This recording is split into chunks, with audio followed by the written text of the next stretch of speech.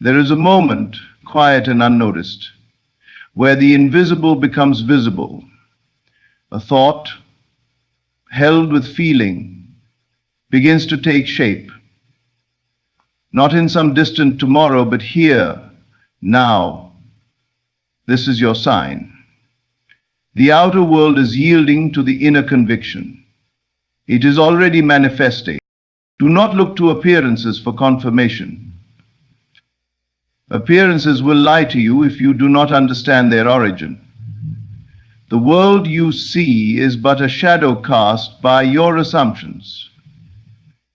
The truth of your desire lies within the state you occupy. When you feel it real, it becomes real. It must. For consciousness is the only reality. If you have found yourself thinking of the wish fulfilled more often, if you are waking up with a quiet sense of knowing, if the desire no longer feels far from you but familiar, this is your sign. You have moved. You may not recall the moment you entered the new state, but your world is beginning to reflect it. The bridge is being built beneath your feet. Do not be deceived by delay. Delay is not denial. The seed must take root in the unseen before it pushes through the soil of circumstance. Every moment you feel the reality of your wish, you water that seed. Your job is not to make it happen.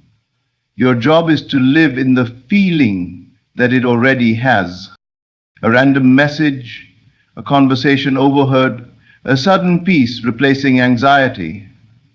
These are not coincidences. These are echoes of the state you have assumed. The world is reordering itself to mirror your new self-concept. Do not return to the old man by doubting the process. Stay loyal to the unseen. You are not here to chase what is already yours. You are here to align with it. The state of having is not something you enter through effort, but through imagination. When you persist in the assumption that you already are, already have, already know, it becomes fact. So when you feel that strange stillness, when the desire no longer pulls at you with desperation, when the world starts whispering the same vision you once saw alone in your mind, this is your sign. It is already manifesting. Signs come as subtle shifts. Manifestation begins with internal changes. Peace, familiarity, or recurring thoughts. Not dramatic external events. Expand this point up to 600 words without headings and conclusions. Signs of manifestation are rarely loud. They do not arrive with lightning or fanfare. Instead, they come as gentle nudges in your consciousness, subtle shifts that whisper, it's already happening. One of the greatest misconceptions people have about manifestation is that signs must be grand or supernatural. But the true language of creation speaks in stillness, in familiarity, in the quiet recognition of something already known within you. You begin to notice a shift not because your world suddenly transforms overnight, but because your relationship to the desire changes. Where once you felt lack or longing, you now feel a calm expectancy. The desire no longer grips you with desperation. It feels closer, as if it's already yours. You may not even realize it at first. But then, out of nowhere, peace replaces urgency. You're not chasing it anymore. You're dwelling in it. This subtle peace is a sign. It means your subconscious has accepted the new state. It means you have moved from wanting to having, at least internally. And that is where manifestation always begins. Many overlook this moment because they are still looking outward for proof. But those who understand the laws of consciousness know that the inward shift is the true evidence. You may find yourself thinking about your desire in a different tone. It no longer feels like a fantasy, it feels like memory, a moment in time that's already been lived, already experienced. That's not imagination playing tricks on you. That's your inner man stepping into the state of fulfillment. And once you're in that state, the outer world has no choice but to reflect it. Another sign comes in the form of repetition. Not forced, obsessive repetition, but gentle recurring thoughts or symbols. You might start noticing certain words, numbers, or phrases appearing often. You may hear your desire reflected in the conversations of others. These are echoes of your new state, rippling through the field of consciousness, confirming that you've shifted within. You may even begin to feel that the desire is no longer that important, not because you don't care, but because you somehow know it's done. This detachment is not indifference, it's alignment. It is the moment when the desire stops being an external object and becomes part of your identity. You're not reaching for it anymore because you are it. This feeling of inevitability is one of the clearest signs that your manifestation is on its way. You won't need to control or manage these signs. They arrive on their own. Your only task is to notice them, not with analysis, but with quiet recognition. When you feel strangely calm about something that used to make you anxious, when you catch yourself smiling at the thought of your desire with no effort, that is your sign. When you stop seeking outside validation because you trust your inner knowing, the world begins to shift. The manifestation begins long before the phone rings, the door opens, or the money shows up. It begins the moment you accept the feeling of having. And this acceptance creates a chain reaction in consciousness. The world, obedient and neutral, begins to rearrange itself to match your new inner reality. So while the signs may be subtle, a gentle thought, a strange peace, a moment of déjà vu, they are more real than the loudest event because they come from the source, they come from within. Imagination is not mere fantasy. It is the workshop of creation, the silent power that shapes the world. Every structure, every invention, every relationship, every circumstance you now see had its beginning in the unseen realm of someone's imagination. The outer world is nothing more than the projection of inner images impressed upon consciousness with belief. Manifestation does not require force or struggle. It requires alignment, and alignment happens through the doorway of imagination. You are not here to make things happen through effort alone. That is the way of the world, the path of toil. But the law of consciousness teaches a different way. When you imagine an outcome and dwell in the feeling that it is already yours, you begin to shift your identity. You are no longer the person who wants the thing, you become the person who has it. And because the world mirrors the state you occupy, it must conform. Action, while useful, is secondary.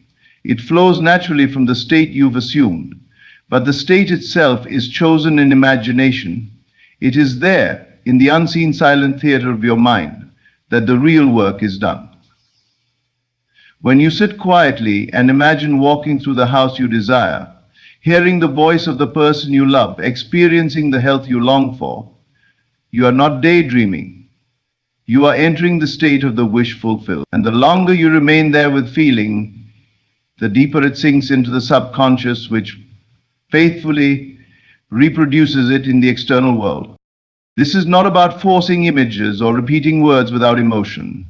It is about entering the scene in your mind and living from it, feeling the joy, the peace, the confidence that comes from knowing it is already done. The subconscious does not know the difference between what is real and what is vividly imagined. It simply accepts what it is given, especially when it is given with emotion. When you think of imagination as a bridge rather than a tool, something shifts. You no longer use it to get things, you use it to become. And when you become, internally, everything else follows. You don't need to know how or when. That is not your concern. Your only role is to enter the new state and remain there mentally until it feels natural. Imagination will speak to you in images, sensations, and sometimes in dreams. Pay attention. The scenes you repeatedly return to are not meaningless. They are shaping your experience. Every time you imagine yourself in the state of wealth, love, health, freedom, and feel it as real, you are laying down a new track in consciousness. The world must run along that track. It cannot do otherwise. Do not wait for permission to imagine boldly. The world may tell you to be realistic, to accept what is. But what is only the reflection of what was previously imagined. If you want to change what is, you must turn within. Imagination is the only gateway to transformation. Nothing changes in the outer world until it first changes in the inner world. And imagination is the only tool you need to initiate that change. You are always imagining, whether consciously or unconsciously. The difference lies in awareness. Begin to deliberately occupy scenes that represent the fulfillment of your desire. Not once, but repeatedly, until they feel like home. This is how you align. This is how you allow. Imagination, when used with intention and belief, becomes the channel through which the unseen becomes seen.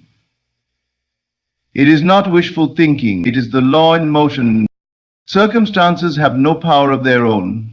They are not creators, they are the created. The world you experience around you is nothing more than a mirror reflecting your inner state of consciousness. It cannot act independently of your assumptions. Whatever you persist in imagining, believing, and feeling inwardly must eventually express itself outwardly as a circumstance, a person, or an event. This is not superstition, it is law. The world responds not to what you say or wish, but to what you truly assume to be true of yourself and your life. If you look at your life and see lack, conflict, or delay, do not be fooled into thinking that these conditions came from the outside. They are shadows, echoes of a previous state of mind. They are the outpicturing of assumptions you may have long forgotten you even held. But the outer world cannot contradict the inner one. It is powerless to do so. Change the assumption, and the shadow must change as well. This is why effort alone, without a change in consciousness, is often fruitless. You can struggle, plan, and work from morning to night, but if your inner dialogue still says, "I am not enough," or "things never work out for me," the world must reflect those beliefs. It does not matter how much physical effort you apply if the seed you plant in consciousness is one of fear, doubt, or inadequacy. The harvest will always match the seed. This truth is both humbling and liberating. It removes the blame from others and places the power squarely in your hands. You are not at the mercy of fate, luck, or external forces. You are experiencing, in every moment, a world that faithfully mirrors your state of being. The circumstances around you, whether favorable or not, are a report card of your inner world. But they are not fixed. They can be rewritten because your state can change.